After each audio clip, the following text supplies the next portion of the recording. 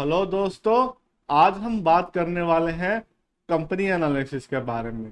किसी भी कंपनी को एनालाइज करने से पहले हमें उनका बिजनेस, मैनेजमेंट और फाइनेंशियल्स को एनालाइज करना होता है।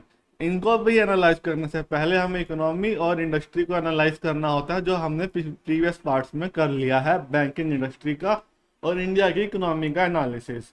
अब हम आज एग्जाम्पल से समझेंगे कि किसी भी कंपनी का एनालिसिस कैसे करते हैं। सबसे पहले आपको उस कंपनी का बिजनेस समझना होता है। सब उस कंपनी का बिजनेस समझना मीन्स कि वो कंपनी कैसे बिजनेस करती है, किन सेगमेंट्स में बिजनेस करती है और हम उस बिजनेस में क्या प्रोस्पेक्ट देखते हैं, हमें ये बात समझनी होती है। तो सबसे पहले हम शुरू करते हैं एच बैंक से। आज हम एच बैंक का एनालिसिस करेंगे। तो हम एच बैंक के बिजनेसेस के बारे में जानते हैं। एच बैंक के तीन बिजनेसेस हैं। पहला है रिटेल बैंकिंग, दूसरा है होलसेल फाइनेंसिंग और तीसरा है ट्रेजरी। सबसे पहले retail banking. Retail banking means हम जब बैंक के पास जाते हैं तो करंट अकाउंट या सेविंग अकाउंट खोलते हैं, फिर बैंक हमें उसको मैनेज करने की, या बैंक ऐसे ऑनलाइन बैंकिंग वगैरह देता है तो उसको मैनेज करने की एक सर्विसेज हो गई।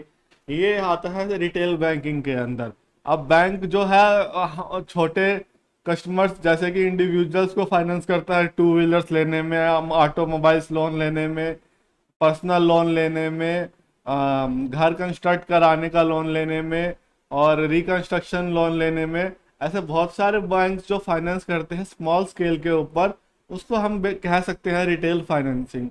और जो होलसेल फाइनेंसिंग होती है उसमें वो लार्ज कॉरपोरेट्स को टर्म लोन देता है, वर्किंग कैपिटल लोन देता है और क्या प्रोजेक्ट फाइनेंसिंग करता है और उनके जो क्या बिल्स डिस्काउंट करता है। ये सब सर्विसेज जो होती है वो होलसेल फाइनेंसिंग में आती है। Wholesale financing basically large corporate जैसे रिलायंस, गवर्नमेंट की पब्लिक सेक्टर यूनिट्स और जैसे कि गवर्नमेंट को लोन देना या गवर्नमेंट की पब्लिक सेक्टर यूनिट्स को लोन देना, लार्ज कॉरपोरेट्स को लोन देना, ये सब होलसेल फाइनेंसिंग में आता है। अब आते हैं ट्रेजरी के ऊपर। ट्रेजरी मीन्स कि बैंक की इन्वेस्टमेंट्स, इक्विटी, डेरिवेटिव्स, फॉरेक्स के अंदर। आप सब जानते होंगे जब आप इंपोर्ट या एक्सपोर्ट करते हैं तब आप बैंक के पास जाके अपना हेज कर सकते हैं कि हमारा एक्सपोर्ट आने वाला है, तो हम उसके लिए एक ऑर्डर बुक कर लेते हैं। तो वो जब बैंक होता है वो उसकी डेरिवेटिव्स में भी डील करता है, जिसको कहते हैं ओवर द काउंटर डेरिवेटिव्स। तो उसको कहते हैं ट्रेजरी मैनेजमेंट। वो ट्रेजरी मैनेजमेंट के अंदर आते हैं। तो अब हमें बैंक, एच बैंक का बिजनेस समझ में आ गया। अब हम समझते हैं कि उनकी डिपॉजिट्स की ग्रोथ कैसे रहने वाली है। हमने इंडस्ट्री एनालिसिस में देखा कि जो उनकी ग्रोथ है वो रहने वाली है बहुत ज़्यादा, पर लोन की ग्रोथ रहने वाली थी कम। ये आपको याद होगा, इंडस्ट्री एनालिसिस में हमने एनालाइज किया था। अब हम बात करते हैं कि एच बैंक के कस्टमर्स की ग्रोथ।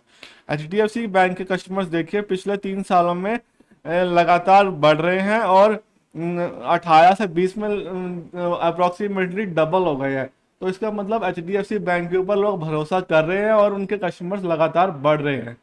और अब हम चलते हैं कंपनी के जो ऑपरेशंस के लिए सबसे ज़रूरी चीज़ होती है वो होती है डिपॉजिट्स।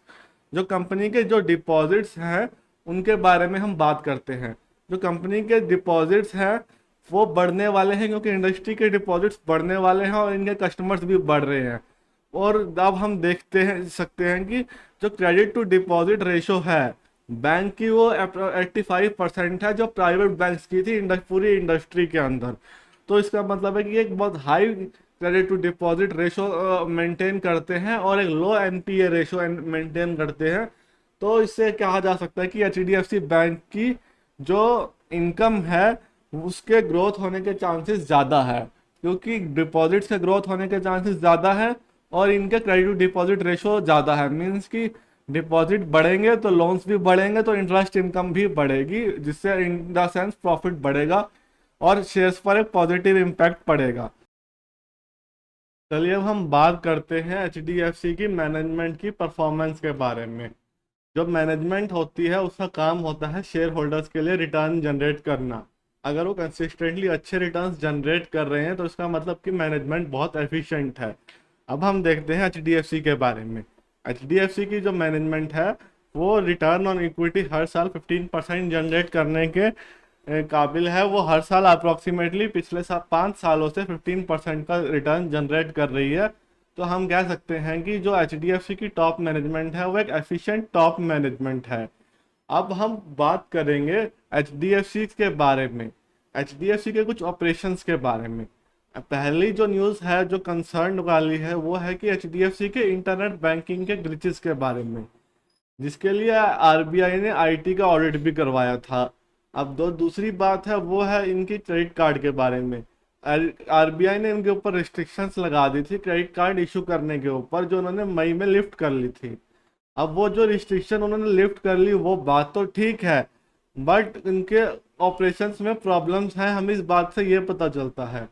और इनका एक और रेगुलेटरी कंसर्न था, जो इन्होंने जो थर्ड पार्टी के नॉन फाइनेंशियल प्रोडक्ट को मार्केट या सेल करने के ऊपर RBI ने पेनल्टी लगाई थी 10 करोड़ रुपीस की।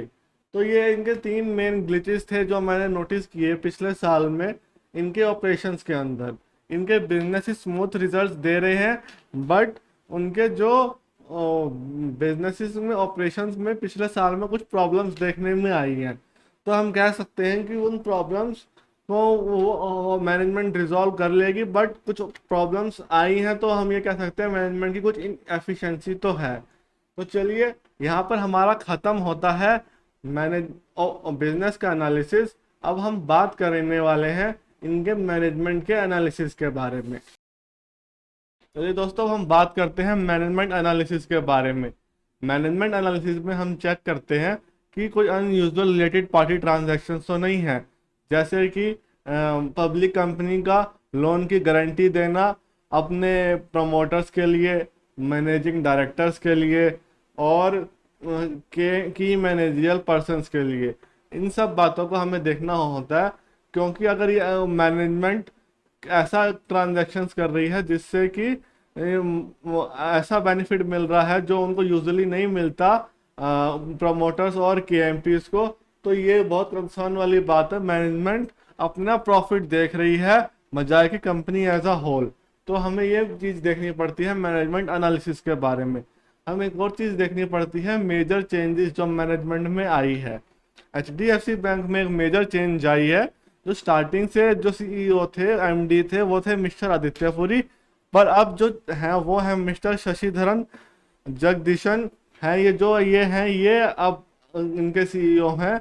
अब इन्होंने एक वो प्लान बनाया है building HDFC bank future ready, जिसका लिंक मैं आपको डिस्क्रिप्शन में दे दूंगा। उसमें इन्होंने कहा है कि हम टेक्नोलॉजी पे, अपने बिजनेस वर्टिकल्स पे और डिलीवरी चैनल्स पे बहुत फोकस करेंगे। तो ये एक न्यू मैनेजमेंट का प्लान है अपने आप को फ्यूचर रेडी बनाने के लिए। तो इनकी जो मैनेजमेंट है उसका हम देखेंगे कि वो कैसा परफॉर्म कर पाती है। इन्होंने न्यू मैनेजमेंट में न्यू रोल्स असाइन किए हैं, जो आप जाकर देख सकते हैं HDFC बैंक के वेबसाइट पर, जिसका भी लिंक मैं डिस्क्रिप्शन में दे दूंगा। तो अब हम बात करते हैं कि इनके न्यू मैनेजमेंट के बारे में। जो इनकी न्यू मैनेजमेंट है, मैंने उन सबकी डिटेल्स पढ़ी। उसमें बाकी सब एम्प्लॉयज़ जो हैं मिस्टर शशिधरन के अलावा भी वो बहुत एक्सपीरियंस्ड हैं और बहुत कह सकते हैं बहुत एक्सपर्ट हैं अपने फील्ड के अंदर। मिस्टर शशिधरन जो है वो CFO थे, उसके बाद वो बने हैं HDFC बैंक के CEO। तो हम कह सकते हैं कि दोनों ग्रेट लीडर्स थे। अब हम बात करते हैं कि इनकी कोई रिलेटेड पार्टी ट्रांजैक्शंस तो नहीं है। इनकी जो मेन रिलेटेड पार्टी ट्रांजैक्शंस हैं वो इनकी main company HDFC corporation limited के साथ है।